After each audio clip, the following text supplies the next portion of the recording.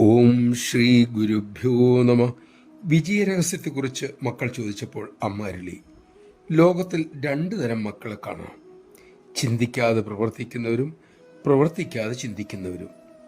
ചിന്തിക്കാതെ പ്രവർത്തിക്കുന്നവർ എന്നും ഓരോ അബദ്ധങ്ങളിൽ ചെന്ന് ചാടും.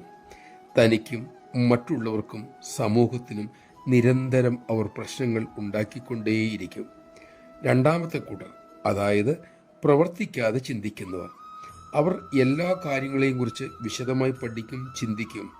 ശരിയും തെറ്റും അവർക്ക് വ്യക്തമായിട്ട് അറിയാം. അവർ അത് നന്നായി പറഞ്ഞു തരികയും ചെയ്യും. പക്ഷേ അവർ അതനുസരിച്ച് പ്രവർത്തിക്കില്ല. മാത്രമല്ല, മറ്റുള്ളവരെ വലുതായി ഉപദേശിക്കുകയും ചെയ്യും.